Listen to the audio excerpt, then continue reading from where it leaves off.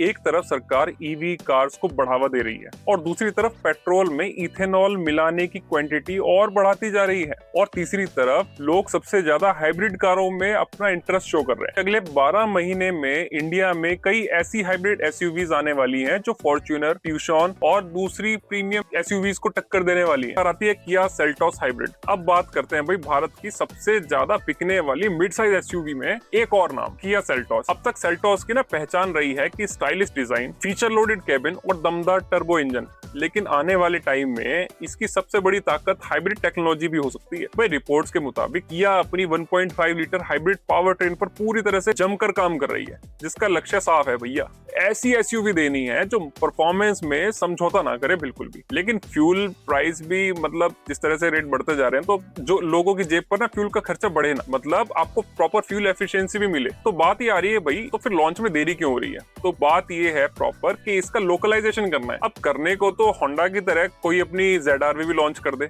लेकिन भाई ZR-V आएगी किस प्राइस पे? 50 लाख पे। तो अगर किया भी अपनी सेल्टोस को 30 लाख रुपए, 35 लाख रुपए के प्राइस पे लॉन्च करेगा हाइब्रिड को, तो आपको क्या लगता है वो क्या वर्ती होगा, या लोग उसे खरीदेंगे? या 25 लाख रुपए भी लॉन्च करे तो क्या उसे लोग खरीदेंगे? नहीं। तो उसे प्राइस को जस्टिफाई करना है, तो इसलिए करने के लिए क्या होगा, हमें जितना लोकलाइजेशन करना पड़ेगा किया को, वो उतना करेंगे। तो ये लोकलाइजेशन करने में जो टाइम लग रहा है ना, तो इसीलिए किया इसमें टाइम ले रहा है। तो किया चाहती है कि हाइब्रिड सिस्टम का ज्यादा से ज्यादा हिस्सा भारत में बने, ताकि कीमत को प्रॉपर्ली कंट्रोल किया जा सके। अभी अच्छी बात तो ये है कि हाइब्रिड आने पर आपको बिल्कुल नई सेल्टोस खरीदने जैसा महसूस नहीं होगा, क्योंकि डिजाइन तो वही रहेगा, बस आपके जो अंदर की टेक्नोलॉजी है, इंजन के साथ एक बैटरी, वो जुड़ जाएगी। तो मतलब एक हुड के अंदर जो चेंज होगा वहां होगा, बाहर कुछ नहीं होगा, जो आपको बेहतर फ्यूल एफिशिएंसी भी देगी, कम रनिंग कॉस्ट भी देगी। तो भाई पॉसिबिलिटी है कि 2027 के स्टार्टिंग में ये लॉन्च हो जाए, और इसकी कीमत मौजूदा टर्बो वेरिएंट से लगभग 1.5 लाख 2 लाख रुपए के आसपास बढ़ी मिलेगी। और अगर किया सही प्राइसिंग रखती है तो सेल्टोस हाइब्रिड टोयोटा हाईराइडर और मारुति ग्रैंड विटारा जैसी एसयूवीज के लिए एक सिरदर्द बन सकती है। वैसे किया की स्ट्रेटेजी ऐसी रही है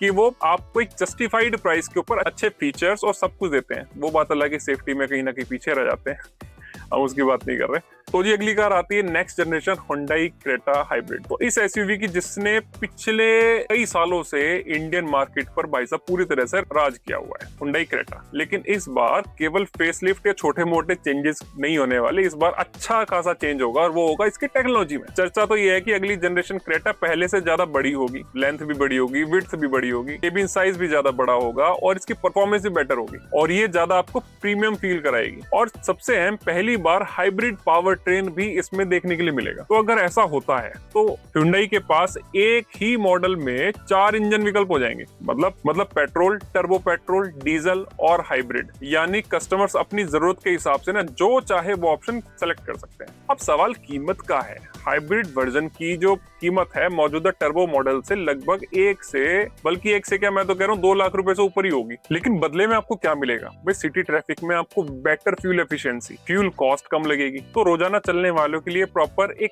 प्रैक्टिकल ओनरशिप होगा, और इसमें प्रायोरिटी आपको माइलेज की दी जाएगी। अगर अगले कुछ दिनों में या अगले कुछ महीनों में आप क्रेटा खरीदने का सोच रहे हैं तो भाई साहब आप थोड़ा सा इंतजार कर लो तो ज्यादा बेहतर है। आपको हो सकता है कि हाइब्रिड मॉडल देखने के लिए मिल जाए। तो पॉसिबिलिटी तो ये है कि आपको 2027 के स्टार्टिंग में या मिड ऑफ 2027 में आपको देखने के लिए मिलेगी। तो अगली कार आती है जी MG की प्लग इन हाइब्रिड एसयूवी। अब ये कंपनी मतलब जो पिछले कुछ सालों से ये टेक्नोलॉजी और फीचर्स के दम पर जिंदा है इंडिया के अंदर। तो रिपोर्ट्स के मुताबिक तो भाई MG एक नई 7 seater plug in hybrid SUV के ऊपर काम कर रहा है, और काम कर चुका है, और ये सीधा कम्पीट करेगी महिंद्रा की XUV7 एक्सो को, टाटा सफारी को, जो इसी सेगमेंट की 7 सीटर एसयूवीज है। लेकिन MG का जो प्लान है ना कुछ अलग है। वो सिर्फ कोई बड़ा इंजन नहीं लेके आने वाले, वो कोई ईवी नहीं लेके आने वाले, वो तो इस चीज के ऊपर काम कर रहे हैं कि हम तो एक कार के अंदर इंजन भी देंगे, बैटरी भी देंगे, और एक जनरेटर भी देंगे। मतलब अगर किसी को पेट्रोल के ऊपर कार चलानी है तो वो चला सकता है इंजन से, अगर किसी को ईवी मोड पर कार चलानी है तो वो सिर्फ ईवी मोड पर चला सकता है, अगर किसी को इनडायरेक्ट वे में कार चलानी है,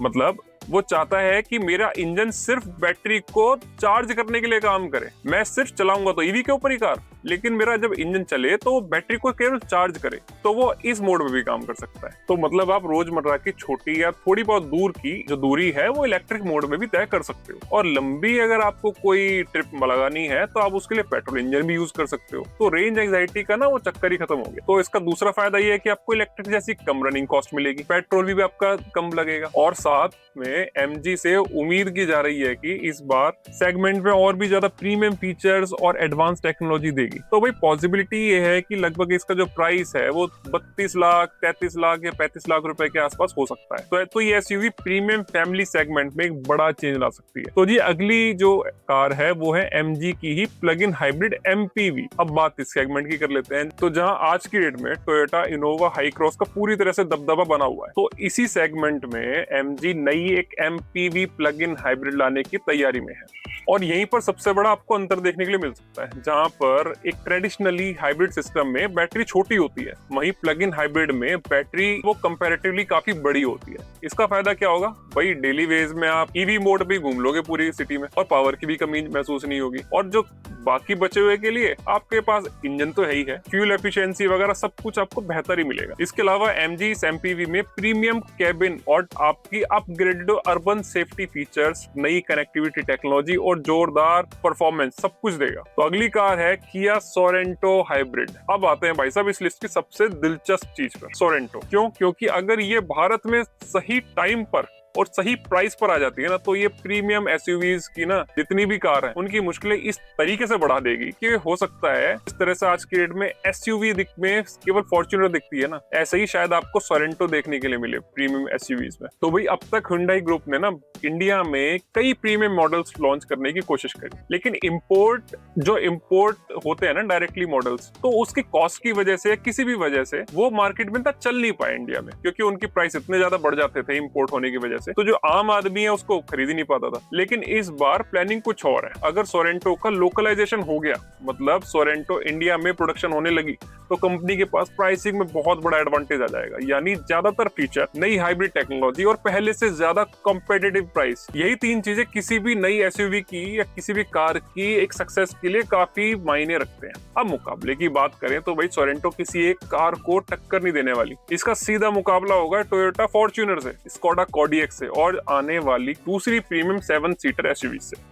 लेकिन यह सबसे बड़ा अंतर हाइब्रिड टेक्नोलॉजी का आ सकता है, जहां इस सेगमेंट की कई एसयूवीज अभी भी ज्यादातर फ्यूल कंजम्पशन के लिए जानी जाती हैं, वहीं सोरेंटो कम रनिंग कॉस्ट के साथ प्रीमियम एक्सपीरियंस देगी आपको। एक और इंटरेस्टिंग इसमें पॉसिबिलिटी है भाई, इंटरनेशनल मार्केट में सोरेंटो 5 सीटर की फॉर्म में आती है, मतलब 5 सीट वाली कार है, लेकिन इंडिया में ये 5 सीटर भी हो सकती है और 7 सीटर भी हो सकती है। अगर ऐसा होता है तो इसका टारगेट ऑडियंस भी काफी बड़ा हो जाएगा। मतलब जो लोग फैमिली एसयूवी चाहते हैं ना, उन्हें भी एक नया ऑप्शन मिलेगा। अब पॉसिबिलिटी ये है कि 2026 के लास्ट तक और 2027 के स्टार्टिंग तक, मेरे ख्याल से 2027 के मिड तक ही आएगी। तो अगर किया सही प्राइसिंग पर मजबूत हाइब्रिड परफॉर्मेंस और प्रीमियम फीचर्स का बैलेंस बना लेती है ना, कि हाँ भाई प्राइसिंग भी ठीक है, परफॉर्मेंस भी ठीक है, तो सोरेंटो इंडियन मार्केट को पूरी तरह से ग्रैब कर सकती है। और खासकर उस सेगमेंट को जहां पर एक प्रीमियम एसयूवी मतलब फॉर्च्यूनर के आसपास की रेंज घूमती है। तो ये थी आने वाले टाइम में कुछ हाइब्रिड कार्स और प्लग इन हाइब्रिड कार्स जो इंडिया में आने वाली है। भाई सवाल अब ये नहीं है कि हाइब्रिड टेक्नोलॉजी आएगी या नहीं, सवाल ये है कि कौन सी कंपनी सबसे पहले सही टाइम पर और सही प्राइस पर हाइब्रिड टेक्नोलॉजी लेके आएगी